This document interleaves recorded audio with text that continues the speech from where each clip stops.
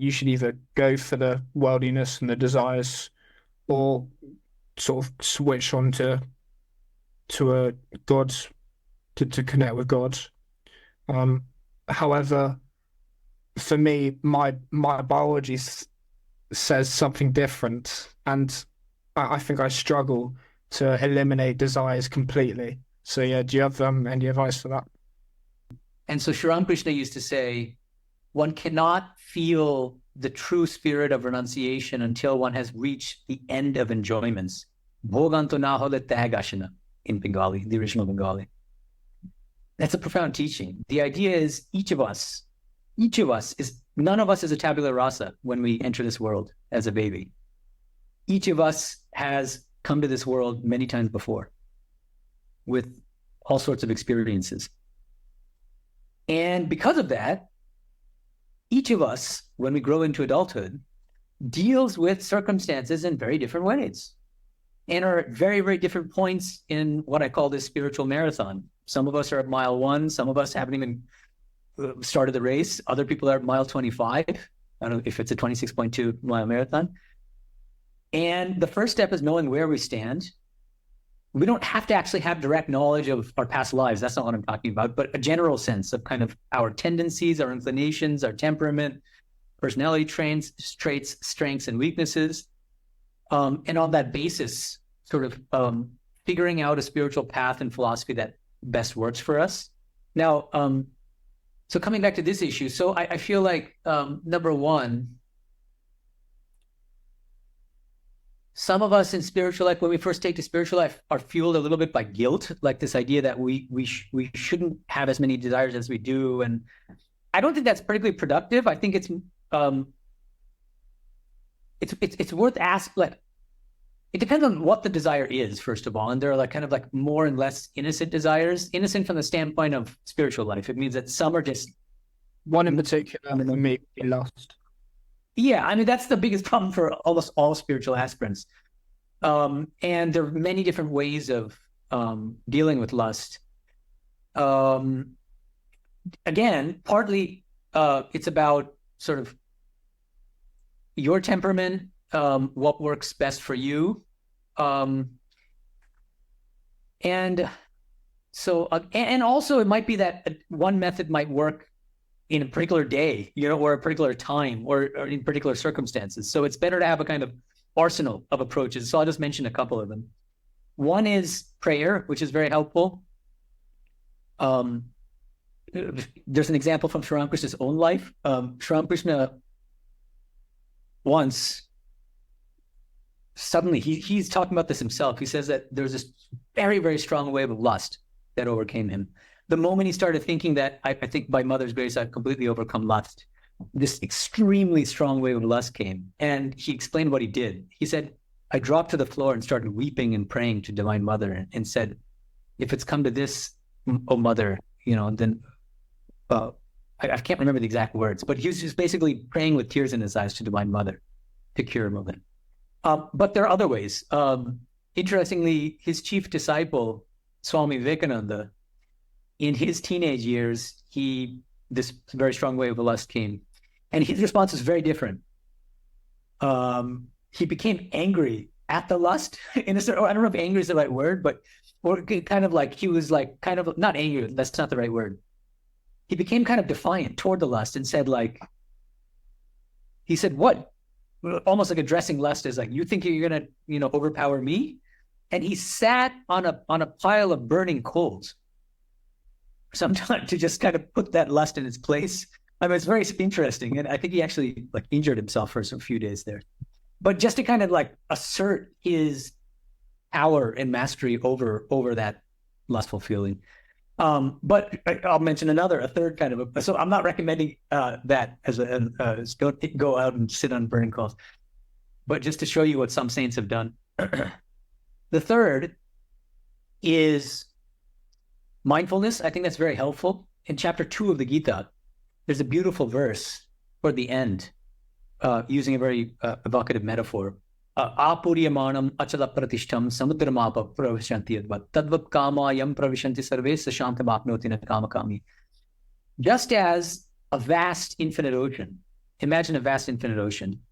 And when different streams come into that ocean, the ocean's not affected. It's way too large to be affected by these little streams, right?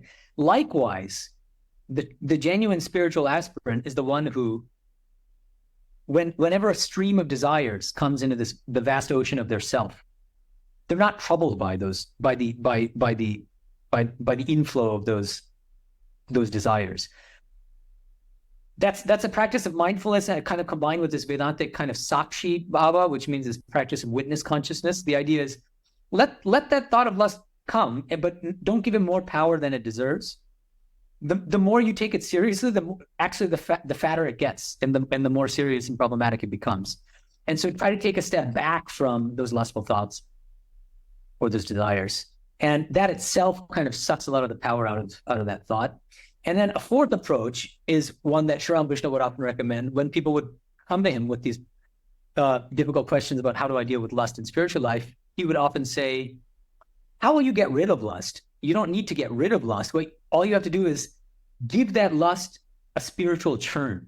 And you might be puzzled, like, what does it mean to give lust a spiritual churn? He says, turn that lust toward God. If you have to lust after God. So it's like, firstly, you acknowledge the lust, and then there's different ways of either channeling it or maybe putting something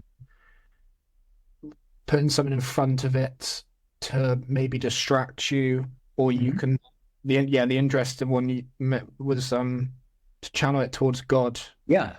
I mean, I know, are there, in some religions, I want to say there are gods of lust, so that would be. No, but I'm not talking about gods of lust. I'm talking about the God. And the moment you turn lust toward God, it's no longer lust. It becomes longing. It becomes this pure devotional longing for God, to realize God. Right. So that's the idea behind turning your lust toward God. That lust itself gets transformed the moment you can actually successfully turn it toward God. Because lust is something of the body and mind, right? But longing for God comes from the deeper soul within. So the soul's longing for God is a sort of 180-degree opposite of lust, like the lust that you feel at the level of body mind. But you can transform that psychophysical lust by turning it towards God, because then it gets transmogrified. And it's like turning lust to love. Yeah, exactly. And then another thing I'll say is, this is also just very practical. Often these waves of lust come when you're alone. And so one of the most helpful things to do is talk to other people, because the moment you just have just an ordinary conversation with someone, it could be just like, how was your day? Or they'll start a friend of yours or something. You'll just forget about it after 5 minutes. Or you just watch the news on television or something, like something that helps distract you. Mm-hmm. Because what happens is in that moment, it's like it feels so overpowering, and right. But so the idea is, if you can just think about something else, it'll automatically die a kind of natural death. Yeah, I can relate to that. It is kind of overpowering, and to kind of put the idea in like it around all these university kids who are maybe indulging in something, and then when I'm on my own, I would feel an increase in lust, and the best way to get out of that is to channel it into love, into something. That'd probably be the most popular way I think people that I know deal with it. Mm-hmm. It's definitely a struggle for growing up as a teenager. Yeah. Well, that's true of everyone, I would say. So alone, yes, yeah. But yeah, it can definitely be kind of a motivator, and you can use it. It's a natural emotion that you can use to put into a more positive light. Absolutely. I think the struggle with lust actually helps us to grow and evolve in many ways from a spiritual standpoint, something that we actually learn a lot from. In the time, it might feel like, I'll give you an example. Like in the Gospel of Sri Ramakrishna raises this question: if lust and greed and anger are such selfish qualities, why did God endow us with these qualities? And his answer is very succinct and very profound. In order to create saints, one becomes a saint by conquering the senses. This is what he says. It's a very interesting response. God has created us with these selfish qualities like lust and greed and anger in order to make us all into saints in the end.